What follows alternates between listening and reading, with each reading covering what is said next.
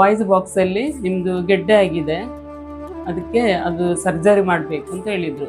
1 ತಿಂಗಳ ಟ್ರೀಟ್ಮೆಂಟ್ ಮಾಡಿ ಆಮೇಲೆ ಸರ್ಜರಿ ಮಾಡಬೇಕು, ಇನ್ನು ಅದಕ್ಕೆ ಮದ್ದು ಕೊಡಲಿಕ್ಕೆ. ಹಾಗೆ ಅವರು ಒಂದೇ ಹೇಳಿದ್ದು ನಮಗೆ, ನಿಮಗೆ ಆಪ್ರೇಷನ್ ನಿಮಗೆ ಬೇಡವೇ ಬೇಡ, ಸರ್ಜರಿ ಮಾಡಿ ತೆಗೆಯುವುದು ಬೇಡ. ಒಂದನ್ನೇ ದೇವರದ್ದು ಮಂತ್ರ ದೇವತೆ, ನಮ್ಮ ತರವಾಡಿದ ಮಂತ್ರ ದೇವತೆ ಹತ್ರ ಬೇಡಿದ್ದೆ ನಾನು, ನೀನು ಇರುವುದಾದರೆ ನನಗೆ ಅದೇ ಸರ್ಜರಿ ಮಾಡೋದು ಬೇಡ ಅಂತ ಸಿದ್ಧಿಪುರುಷರು ಹೇಳಿದ್ದಾರೆ.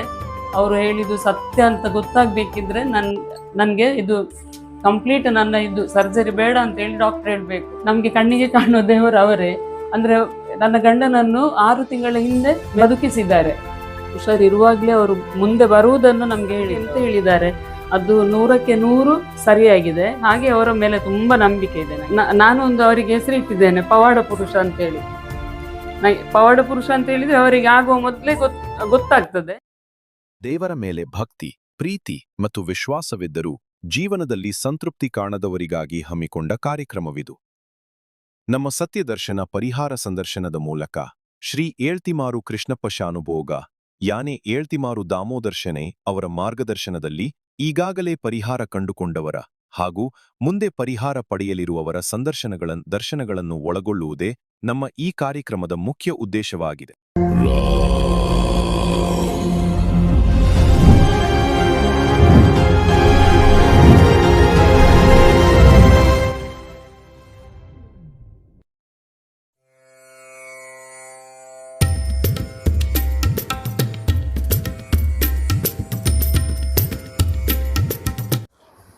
ನಮಸ್ಕಾರ.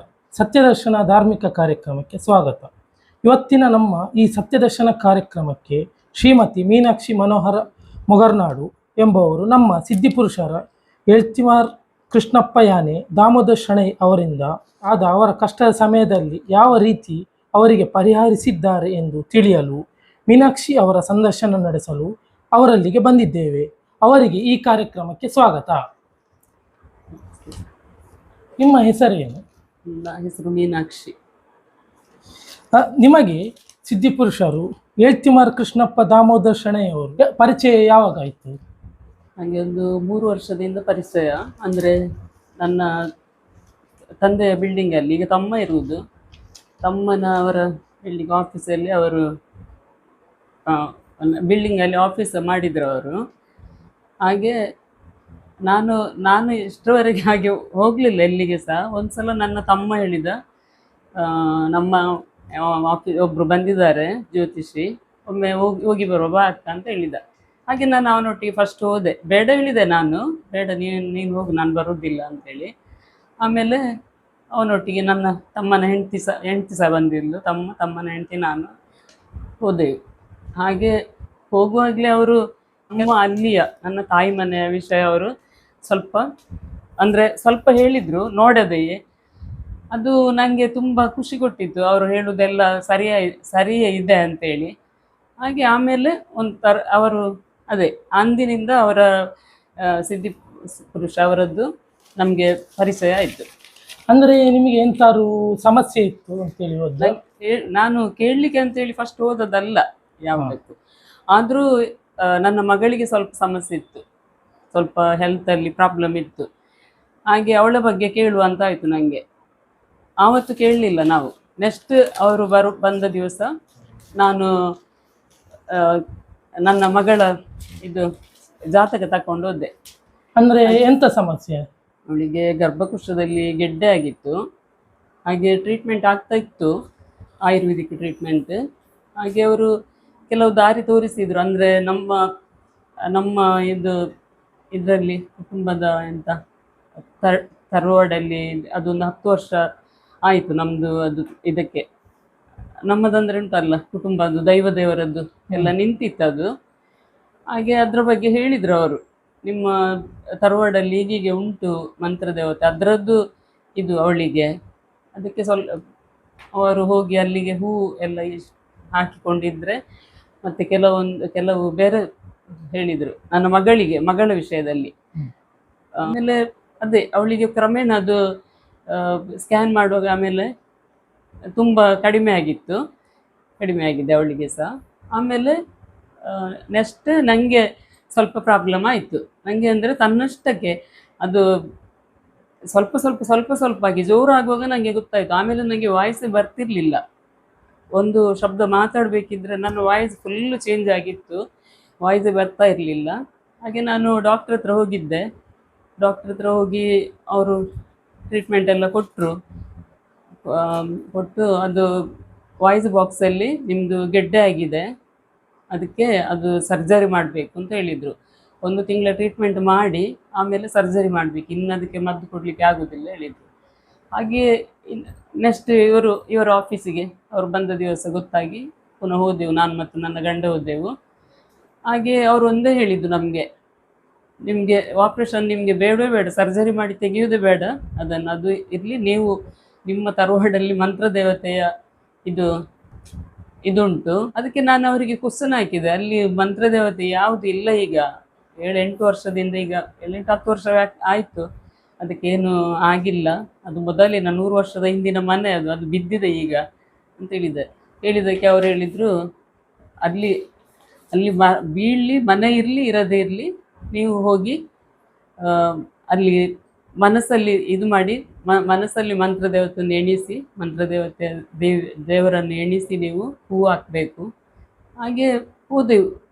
ಫಸ್ಟಿಗೆ ಹೋಗಲಿಲ್ಲ ನಾವು, ಆಮೇಲೆ ಹೋಗೋದಕ್ಕೆ 1-2-3 ಸಲ ಅಲ್ಲಿ ಇಲ್ಲ ಅಂತ ಹೇಳಿದ್ದಕ್ಕೆ ಇವರು ಒಂದೇ ಹೇಳಿದರು, ಇಲ್ಲ ಅಲ್ಲಿ ನೀವು ಹೋಗಿ ಅಲ್ಲಿ ತುಳಸಿ ಕಟ್ಟೆ ಇದ್ದರೆ ಅದಕ್ಕೆ ಅವಳನ್ನು ಎಣಿಸಿ ನೀವು ಅಲ್ಲಿ ಹೂ ಹಾಕಿ ಬನ್ನಿ ಅಂತ. ಹಾಗೆ ಆಮೇಲೆ 1-2-3 ಸಲ ಹೇಳಿದರು. ಆಮೇಲೆ ಇನ್ನು ಬರಬೇಡಿ ಇನ್ನು ಕೇಳಲಿಕ್ಕೆ, ನಾನು ಹೇಳುವುದನ್ನು ಮಾಡುವುದಾದ್ರೆ ಮಾತ್ರ ಬನ್ನಿ ಹೇಳಿದರು. ನಮಗೂ ನೋಡುವ ಅಂತ ಆಯಿತು. ಸರಿ ಅಂದರೆ ಅಷ್ಟರವರೆಗೆ ಅವರದ್ದು ಪರಿಚಯ ಅಂತ ಆದದ್ದು ಅದೇ ನಾನು ಹೇಳಿದ್ದೆಲ್ಲ ಫಸ್ಟ್. ಹಾಗೆ ಆಮೇಲೆ ಇದು ಸಹ ಸರಿ ಇರ್ಬೋದು ಅಂತೇಳಿ ಹೋದೆವು. ಹೋಗಿ ನಾನು ಮತ್ತು ನನ್ನ ಗಂಡ ಅವರು ಹೇಳಿದಾಗೆ ಸ್ವಲ್ಪ ಇಷ್ಟು ಚೆಂಡು, 1 ಚೆಂಡು, 2 ಚೆಂಡು ಹಾಕಿ 3 ಚೆಂಡು ಹೂ ಹಾಕಿ ಅವರು ಎಷ್ಟು ಹೇಳಿದರು ಅಷ್ಟನ್ನು ಹೋಗಿ ಹಾಕಿ ಬರ್ತಾ ಇದ್ದೆವು. ಕ್ರಮೇಣ ಅದೇ ನನಗೆ ನೆಕ್ಸ್ಟ್ ನಾನು ಡಾಕ್ಟ್ರಲ್ಲಿ ಹೋದೆ. ಡಾಕ್ಟ್ರಿಗೆ ಸ್ವಲ್ಪ ಇದಾಯಿತು, ಏನು ನಿಮ್ಮದು 85% ಸರಿಯಾಗಿದೆ ಅಲ್ಲ, ನಿಜವಾಗ್ಲೂ ಅದಕ್ಕೆ ಸರ್ಜರಿ ಮಾಡಲೇಬೇಕು, ಸರಿಯಾಗಿದೆ ಅಂತ ಅವರಿಗೆ ಒಂಥರ ವಿಚಿತ್ರ ಆಯಿತು. ಹಾಗೆಲ್ಲ ಪರಿಚಯ ಆಗಿ ಆಮೇಲೆ ಅದೇ ಮಂತ್ರ ದೇವತೆಯನ್ನು ಇವರು ಹೇಳಿದಾಗೆ ನಾವು ಹೂ ಹಾಕ್ತೇವೆ, ವಾರಕ್ಕೆ ಒಮ್ಮೆ ಎಲ್ಲ ಹೂ ಎಷ್ಟು ಹೇಳಿದರು ಅಷ್ಟು ಹೋಗಿ ಅವರಿಗೆ ಹೂ ಹಾಕಿ ಮಂತ್ರ ದೇವತೆಗೆ ಹೂವೆಲ್ಲ ಹಾಕಿ ಬರ್ತಾ ಇದ್ದೆವು. ಪುನಃ ಹೇಳಿದರು, ನಾನು ಮರೆತೋಯ್ತು ನನಗೆ, ನಾನು ಹೇಳಿದೆ ಅಲ್ಲಿ ಆಗುವುದೇ ಇಲ್ಲ, ನಿಂತು ಹೋಗಿದೆ ಸರ್ ಅಂತೇಳಿ. ಹಾಗೆ ಅವರು, ನಿಮಗೆ ಆ ಪ್ರಶ್ನೆ ಬೇಡ, ನೀವು ಎಷ್ಟು ಹೇಳಿದೆ ಅಷ್ಟು ಅಲ್ಲಿ ಹೂ ಹಾಕಿ ನೀವು ನಿಮ್ಮ ಭಕ್ತಿಯಿಂದ ಹೂ ಹಾಕಿ ಬನ್ನಿ, ಬೇಡಿ ಅವರ ಹತ್ರ, ಅದು ಕ್ರಮೇಣ ಕಾಲಕ್ಕೆ ಆಗ್ತದೆ ಅಂತ ಹೇಳಿದರು. ಅದು ನಾನು ಗಟ್ಟಿ ಇಟ್ಕೊಂಡೆ. ಈಗ ಒಂದು ವರ್ಷ ಆಗ್ತಾ ಬಂತು, 7-8 ತಿಂಗಳಾಯಿತು. ಈಗ ನನ್ನ ಫ್ಯಾಮಿಲಿಯವರು ಅಂದರೆ ಚಿಕ್ಕಮ್ಮನ ಮಕ್ಕಳು, ನಮ್ಮ ತಮ್ಮಂದಿರೆಲ್ಲ ಅದಕ್ಕೆ ಈಗ ಮುಂದುವರಿದು ಹೋಗ್ತಾ ಇದ್ದಾರೆ. ಅಲ್ಲಿ ಸಹ ಸ್ವಲ್ಪ ಎಂತ ಇದಾಯಿತು, ಮಂತ್ರ ದೇವತೆಗೆ ಬೇಡ ಅಂದರೆ ನಮ್ಮ ಮಂತ್ರ ದೇವತೆಯನ್ನು ತುಳಸಿ ಕಟ್ಟೆಯಲ್ಲಿ ಹೂ ಹಾಕಿ, ಅದು ನಾನು ಚಿಕ್ಕವಳಿರುವಾಗ ನಾನು ನೋಡಿದ್ದು, ಹೂ ಹಾಕಿ ಬೊಂಡ ಮತ್ತು ಹೂ ಹಾಕಿ ತುಳಸಿ ಕಟ್ಟೆ ಇದರಲ್ಲಿ ಇದು ಮಾಡ್ತಿದ್ರು. ಹಾಗೆ ಅದು ಮೊದಲಿನವರು ಯಾವ ಥರ ಮಾಡಿದ್ದಾರೆ ಅದೇ ಥರ ಮಾಡಿಕೊಂಡು ಬನ್ನಿ ಅಂತ ಅಲ್ಲಿ ನಮಗೆ ಒಂದು ಹೇಳುವವರು ಬಂದಿದ್ದರು. ಆಮೇಲೆ ನಾನು ಒಂದನ್ನೇ ಮಂತ್ರ ದೇವತೆ, ನಮ್ಮ ತರವಾಡಿದ್ದು ಮಂತ್ರ ದೇವತೆ ಹತ್ರ ಬೇಡಿದ್ದೆ ನಾನು, ನೀನು ಇರುವುದಾದರೆ ನನಗೆ ಅದೇ ಸರ್ಜರಿ ಮಾಡೋದು ಬೇಡ ಅಂತ ಸಿದ್ಧಿಪುರುಷರು ಹೇಳಿದ್ದಾರೆ, ಅವರು ಹೇಳಿದ್ದು ಸತ್ಯ ಅಂತ ಗೊತ್ತಾಗಬೇಕಿದ್ರೆ ನನಗೆ ಇದು ಕಂಪ್ಲೀಟ್ ನನ್ನ ಇದು ಸರ್ಜರಿ ಬೇಡ ಅಂತೇಳಿ ಡಾಕ್ಟ್ರ್ ಹೇಳಬೇಕು, ಮತ್ತು ನನಗೆ ಫುಲ್ಲು ಆರಾಮಾಗಬೇಕು, ನನಗೆ ಮಾತಾಡಲಿಕ್ಕೆ ಆಗೋದಿಲ್ಲ, ತುಂಬ ಹತ್ತಿದ್ದೇನೆ. ಆಮೇಲೆ ಕ್ರಮೇಣ ಪುನಃ ನನ್ನ ಮಕ್ಕಳು ಪುನಃ ಡಾಕ್ಟ್ರ್ ಹತ್ರ ಕರ್ಕೊಂಡೋದ್ರು, ನನ್ನ 2 ಮಕ್ಕಳು ಸಹ ಕರ್ಕೊಂಡೋದ್ರು, ಇಬ್ಬರು ಸಹ. ಅವರು ಸಹ ಹೇಳಿದರು, ನೀವು ಮಾಡಿಸಿ ಅದು ಮಾಡಿಸದಿದ್ರೆ ಆಗೋದಿಲ್ಲ, ಮತ್ತು ನಿಮ್ಮದು ವಾಯ್ಸ್ ಫುಲ್ ಇದಾಗಿ ಕಿವಿ ಇದೆಲ್ಲ ಬಂದಾಗ್ತದೆ, ಮಾಡಿಸಿ ಅಂತ. ನಾನು ಇದನ್ನೇ ದೇವರನ್ನೇ ಗಟ್ಟಿ ಇಟ್ಕೊಂಡೆ. ಇವರು ಹೇಳಿದ ದಾರಿಯಲ್ಲಿ ಇವರು ಮಾರ್ಗದರ್ಶನ ಕೊಟ್ಟ ದಾರಿಯಲ್ಲಿ ನಾನು ಹೋದೆ. ನನಗೆ ಅದು ಕರೆಕ್ಟ್ ಆಯಿತು. ಈಗ 100% ನನಗೆ ಸರಿಯಾಗಿದೆ. ನಿಮ್ಮ ಮಗಳ ಬಗ್ಗೆ ಪರಿಹಾರ ನೀಡುವಾಗ ಆ ಚಿಕಿತ್ಸೆ ಮದ್ದನ್ನು ತಗೊಳ್ಳೋದು ಬೇಡ ಎಂತಾರು ಹೇಳಿದ್ರ? ಅಲ್ಲ, ಅವಳಿಗೆ ಮದ್ದು ಆಗ್ತಾ ಇರುವಾಗ ಮದ್ದು ಮಾಡ್ತಾ ಇದ್ದೆವು ಆಯುರ್ವೇದಿಕ್. ಅವರು ಅದು ಮದ್ದು ನಿಲ್ಲಿಸುವುದು ಬೇಡ ಅಂದ್ರೆ ಅವರು ಕೆಲವೊಂದು ಪರಿಹಾರ ಹೇಳಿದ್ರು. ಅವರ ಮನೆಯ ಹತ್ತಿರ ಹನುಮಂತ ದೇವಸ್ಥಾನ, ಆಮೇಲೆ ರಾಮನ ಮಂದಿರ ಎಲ್ಲ ಇಂತಿಂಥ ಕಡೆ ನಿಮ್ಮ ಇದು ಅಲ್ಲಿ ಉಂಟು ನಿಮ್ಮ ಮನೆಯ ಹತ್ತಿರದಲ್ಲಿ. ಅಲ್ಲಿ ಹೋಗಿ ನೀವು ಕೆಲವೊಂದು ಪರಿಹಾರ ಹೇಳಿದ್ರು, ಕೆಲವೊಂದೇನ ಕೊಡ್ಲಿಕ್ಕೆಲ್ಲ ಹೇಳಿದ್ರು ಅವರು. ನೀವು ನಿಮ್ಮ ಗಂಡನ ಆರೋಗ್ಯದ ಬಗ್ಗೆ ಹೇಳಿದ್ರಿ, ಅದರ ಬಗ್ಗೆ ಪರಿಹಾರ ಸೂಚಿಸಲಿಲ್ಲವೇ? ಸರ್, ನನ್ನ ಗಂಡನ ಬಗ್ಗೆ ಹೇಳಬೇಕಂದ್ರೆ ಅವರಿಗೆ ಹುಷಾರಿಲ್ಲದೆ ಆಯಿತು. ಅಂದರೆ ಲಂಗ್ಸಲ್ಲಿ ಅದಕ್ಕಿಂತ ಮೊದಲು ಫಸ್ಟಿಗೆ ಒಮ್ಮೆ ಹುಷಾರಿಲ್ಲದೆ ಆಗುವಾಗ ಅವರು ಇವರಲ್ಲಿ ಕೇಳಿದರು, ನಮ್ಮ ಸಿದ್ಧಿಪುರುಷರಲ್ಲಿ ಕೇಳಿದ್ದಕ್ಕೆ ಅವರು ಹೇಳಿದರು, ಅವರ ಕುಟುಂಬದ ತರವಾಡು ಇದರಲ್ಲಿ ಹೀಗೆ ಉಂಟು. ಆಮೇಲೆ ಇವರಿಗೆ ಸ್ಟಾರ್ಟಿಂಗ್ ಏನಿಲ್ಲ, ಅವರಿಗೆ ಸ್ವಲ್ಪ ಕೆಮ್ಮು ಎಲ್ಲ ಸ್ಟಾರ್ಟ್ ಆಯಿತು. ಹಾಗೆ ಅವ್ರು ಹೇಳಿದರು, ಒಂದು 6 ತಿಂಗಳ ಹಿಂದೆ ಹಾಸ್ಪಿಟಲಿಗೆ ಅಡ್ಮಿಷನ್ ಆಗುವ 6 ತಿಂಗಳ ಹಿಂದೆ ಇವರಿಗೆ ಒಂದು ಪರಿಹಾರ ಹೇಳಿದರು ಅವರು. ಲಂಗ್ಸಿದ್ದು ಸ್ವಲ್ಪ ಪ್ರಾಬ್ಲಮ್ ಉಂಟು, ಅಲ್ಲಿ ಹೋಗಿ ಪರಿಹಾರ ಹೇಳಿದರು. ಅಲ್ಲಿ ಹೋಗಿ ಹೀಗೆ ಮಾಡಿ ಒಂದು 3-4 ಸಲ ಹೋಗಿದ್ದೇವೆ ನಾವು. ಆಮೇಲೆ ಅದೇ ಅವರ ಜೀವವನ್ನು ಇವರ ಮೇಲೆ ಹಾಕಿದ್ದಾರೆ. ಇವರು ಅಂದರೆ ಕಣ್ಣಿಗೆ ಕಾಣುವ ದೇವರಂತ ನಾವು ಇದು ಮಾಡ್ತೇವೆ. ಈಗ ಸಹ ನಮಗೆ ಕಣ್ಣಿಗೆ ಕಾಣುವ ದೇವರು ಅವರೇ. ಅಂದರೆ ನನ್ನ ಗಂಡನನ್ನು 6 ತಿಂಗಳ ಹಿಂದೆ ಮೇಲೆ ಹಾಕಿದ್ದಾರೆ, ಅವರು ಬದುಕಿಸಿದ್ದಾರೆ. ಆಮೇಲೆ ಸ್ವಲ್ಪ ಟೈಮ್ ಹೋದಾಗ ಅವರಿಗೆ ವಾಯ್ಸ್ ಬರ್ತಿರ್ಲಿಲ್ಲ. ಹೀಗೆ ಎಲ್ಲ ಟೆಸ್ಟ್ ಎಲ್ಲ ನೋಡಿ ಈಗ 1.5 ವರ್ಷ ಆಯಿತು, ಆಗ್ತಾ ಬಂತು. ಈಗ ದೇವರ ಇದರಿಂದ ಇವರು ಕೆಲವೊಂದು ಪರಿಹಾರವನ್ನೆಲ್ಲ ಮಾಡಿ ಅದು ಈಗ ಸ್ವಲ್ಪ ಎಂತ ತುಂಬ ಕಡಿಮೆ ಉಂಟು ಅವರಿಗೆ ಈಗ. ನಿಮ್ಮ ಗಂಡನಿಗೆ ಆರೋಗ್ಯದ ಬಗ್ಗೆ ಎಂತಾದ್ರೂ ಮುಂಚೆನೆ ಸೂಚನೆ ಏನಾದ್ರು ನೀಡಿದ್ದರ? ನನ್ನ ಗಂಡ ಕೆಲಸಕ್ಕೆ ಹೋಗ್ತಿದ್ರು ಸರ್, ಕೆಲಸಕ್ಕೆ ಹೋಗ್ತಿದ್ರು, ಹುಷಾರಿದ್ರು ಅವರು. ಹುಷಾರಿರುವಾಗಲೇ, ಹುಷಾರಂದರೆ ಅದೇ ಕೆಲವೊಂದು ಸಣ್ಣ ಸಣ್ಣ ಪ್ರಾಬ್ಲಮ್ ಇತ್ತು. ಹುಷಾರಿರುವಾಗಲೇ ಅವರು ಮುಂದೆ ಬರುವುದನ್ನು ನಮಗೆ ಹೇಳಿದ್ರು. ಅವರು ನನ್ನ ಗಂಡನ ಹತ್ರ ಹೇಳಿದ್ರಂತೆ, ನೀವು ಅದು ಕೆಲಸ ಸ್ವಲ್ಪ ಕಡಿಮೆ ಮಾಡಿ ಕೆಲಸ. ಅಂದರೆ ಅವರು ಪಂಪ್ ಆಪ್ರೇಟರ್, ಹಾಗೆ ಮೇಲೆ ಹೋಗುವುದೆಲ್ಲ ಮಾಡಬೇಡಿ ನೀವು, ನಿಮಗೆ ಸ್ವಲ್ಪ ಲಂಗ್ಸಿದ್ದು ಸ್ವಲ್ಪ ಇದು ಪ್ರಾಬ್ಲಮ್ ಉಂಟು, ಅದಕ್ಕೆ ಜಾಗ್ರತೆ ಮಾಡಿ ಹೇಳಿದ್ರಂತೆ. ಆಮೇಲೆ ನನಗೆ ಗೊತ್ತಿರಲಿಲ್ಲ, ನಿಮ್ಮ ಗಂಡನಿಗೆ ಹೀಗೆ ಉಂಟು, ಲಂಗ್ಸಿದ್ದು ಪ್ರಾಬ್ಲಮ್ ಉಂಟು, ಜಾಗ್ರತೆ ಮಾಡಿ ಅಂತ ಹೇಳಿದರು. ಅವಾಗ ಕೆಲಸಕ್ಕೆ ಹೋಗ್ತಾ ಇದ್ರು, ಅವರು ಹುಷಾರಿದ್ರು. ಅದಕ್ಕಿಂತ ಮೊದಲೇ ಅವರು ಆ ಸೂಚನೆ ಕೊಟ್ಟಿದ್ದಾರೆ, ಹೀಗೆ ಆಗ್ತದೆ ಅಂತೇಳಿ.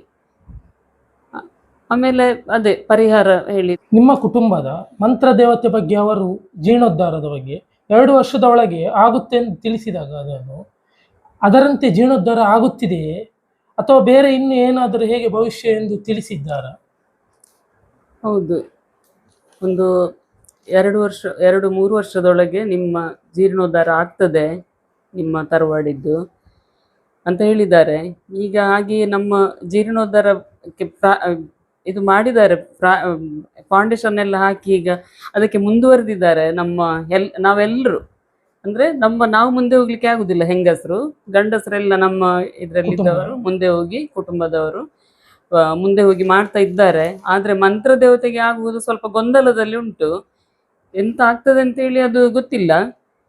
ಇವರು ಹೀಗೆ ಹೇಳಿದ್ದಾರೆ, ನಿಮ್ಮ ಇದರಲ್ಲಿ ಮಂತ್ರ ದೇವತೆ ಮೀನು ಪ್ರಧಾನ, ಅವಳು ಪ್ರಧಾನ. ಈಗ ನಿಮ್ಮ ಇದನ್ನು ಅದು ಕಟ್ಟಡ ಇದು ಮಾಡಿದ್ದು ಸಹ ಅವಳೇ ಅಂತ ಹೇಳಿದ್ದಾರೆ ಇವರು ಸಿದ್ಧಿಪುರುಷರು, ಹಾಗೆ ಹೇಳಿದ್ದಾರೆ. ಹಾಗೆ ಈಗ ಅದು ಗೊಂದಲದಲ್ಲಿ ಉಂಟು. ಹೀಗೆ ನಿಮ್ಮ 3 ವರ್ಷದ ಒಳಗೆ ಆಗ್ತದೆ ಅಂತೇಳಿ ಅವರು ಹೇಳಿದ್ದಾರೆ. ಈಗ ಹೇಳಿ ಒಂದು 2 ವರ್ಷ ಆಯ್ತು. ಅವರು ಅಂದರೆ ಈಗ ಕೆಲಸ ಸ್ಟಾರ್ಟ್ ಆಗಿ, ಈಗ ನಮ್ಮದು ಕೆಲಸ ಸ್ಟಾರ್ಟ್ ಆಗಿ ಒಂದು 7-8 ತಿಂಗಳು, 1 ವರ್ಷದ ಒಳಗೆ ಆಯಿತು. ನಿಮಗೆ ಏನಾದರೂ ಅವರ ಬಗ್ಗೆ ಏನಾದರೂ ಹೇಳಲಿಕ್ಕಿದೆಯಾ ಅಥವಾ ಅವರು ಹೇಳಿದ ಧಾರ್ಮಿಕದ ಬಗ್ಗೆ ಏನಾದರೂ ಹೇಳಲಿಕ್ಕಿದೆಯಾ? ಧಾರ್ಮಿಕದ ಬಗ್ಗೆ ಹೇಳುವುದಂತ ಹೇಳಿದರೆ ಅವರು ಒಂದೇ ಹೇಳಿದ್ದು, ನೀವು ಬೇರೆ ಯಾವ ಇದಕ್ಕೂ ಹೋಗೋದು ಬೇಡ, ನಿಮ್ಮ ತರವಾಡಿದ್ದು ನಿಮ್ಮ ದೇವರನ್ನು ಅದನ್ನೇ ನೀವು ಗಟ್ಟಿ ಇಟ್ಕೊಳ್ಳಿ, ಎಲ್ಲವೂ ಸರಿಯಾಗ್ತದೆ ಅಂತೇಳಿ ಹಾಗೆ ಹೇಳಿದ್ದಾರೆ. ನಾನು ಸಹ ಹಾಗೆ ಮಾಡಿದ್ದೇನೆ, ಅವರಿಗೆ ಬಿಟ್ಟಿದ್ದೇನೆ ಎಲ್ಲವನ್ನು ಸಹ. ನಮ್ಮ ತರವಾಡಿದ್ದು ಮಂತ್ರ ದೇವತೆ ದೈವ ದೇವರಿಗೆ ಬಿಟ್ಟಿದ್ದೇನೆ. ಹಾಗೆ ಇವಾಗ ಸರಿ ಆಗ್ತಾ ಉಂಟು. ಮತ್ತು ಇದು ಅಂದರೆ ನಮ್ಮ ತರವಾಡಿದ್ದು ಬಗ್ಗೆ, ತರವಾಡಿದ್ದು ಮಂತ್ರದೇವತೆಗೆ ಆಗುವ ಬಗ್ಗೆ ಅದು ಸ್ವಲ್ಪ ಈಗ ಇದರಲ್ಲಿ ಆಗ್ತಾ ಉಂಟು, ಅದು ಸ್ವಲ್ಪ ಆಚೆ ಈಚೆ ಆಗ್ತಾ ಉಂಟು. ಅದು ಆದ ನಂತರ ಅದು ಆಯಿತು. ಆದರೆ ನನ್ನ ವಿಷಯದಲ್ಲಿ 100% ಅವರು ಹೇಳಿದ್ದು ಯಾವ ಥರ ಹೇಳಿದ್ದಾರೆ, ಅದೇ ಮಂತ್ರದೇವತೆಯನ್ನೇ ಗಟ್ಟಿ ಇಟ್ಕೊಂಡದ್ದು. ಆಮೇಲೆ ಕೆಲವೊಂದು ಕಟೀಲಿಗೆ ಹೋಗ್ಲಿಕ್ಕೆಲ್ಲ ಹೇಳಿದ್ದಾರೆ, ಅವರಿಗೆ ಅಂತ ಅವರೇನು ಕೇಳುವುದಿಲ್ಲ. ನನಗೆ ಎಂತ ಹೇಳಿದ್ದಾರೆ, ಅದು 100ಕ್ಕೆ 100 ಸರಿಯಾಗಿದೆ. ಹಾಗೆ ಅವರ ಮೇಲೆ ತುಂಬ ನಂಬಿಕೆ ಇದೆ ನನಗೆ. ನಾನು ಒಂದು ಅವರಿಗೆ ಹೆಸರು ಇಟ್ಟಿದ್ದೇನೆ, ಪವಾಡ ಪುರುಷ ಅಂತೇಳಿ. ಪವಾಡ ಪುರುಷ ಅಂತ ಹೇಳಿದರೆ ಅವರಿಗೆ ಆಗುವ ಮೊದಲೇ ಗೊತ್ತಾಗ್ತದೆ. ಅದರ ಬಗ್ಗೆ ನನಗೆ ತುಂಬ ನಂಬಿಕೆ ಇದೆ ಅವರ ಹತ್ರ. ನನ್ನ ಗಂಡನಿಗೆ ಸಹ ಅದೇ ನಾನು ಹೇಳಿದೆಲ್ಲ ಆಗ ಹೇಳಿದ್ದೇನೆ. ಗಂಡನ ವಿಷಯದಲ್ಲಿ ಸಹ ಅವರಿಗೆ ಬರುವ ಮೊದಲೇ ಅವರು ಸೂಚನೆ ಕೊಟ್ಟಿದ್ದಾರೆ, ದಾರಿಯಲ್ಲಿ ಹೋಗಿ ಅಂತೇಳಿ ಮಾರ್ಗದರ್ಶನ ಕೊಟ್ಟಿದ್ದಾರೆ. ಅದೇ ದಾರಿಯಲ್ಲಿ ನಾವಿಬ್ಬರು ಗಂಡ ಹೆಂಡತಿ ಹೋಗಿದ್ದೇವೆ. 100% ನನಗೆ ಸಹ ಕರೆಕ್ಟ್ ಆಗಿದೆ. ನಮ್ಮ ಈ ಸತ್ಯದರ್ಶನ ಕಾರ್ಯಕ್ರಮಕ್ಕೆ ಸಂದರ್ಶನ ನೀಡಿದ ಶ್ರೀಮತಿ ಮೀನಾಕ್ಷಿ ಮನೋಹರ್ ಮುಗರ್ನಾಡು ಅವರಿಗೆ ಧನ್ಯವಾದಗಳು. ನಮಸ್ತೆ ಸರ್, ಥ್ಯಾಂಕ್ ಯು.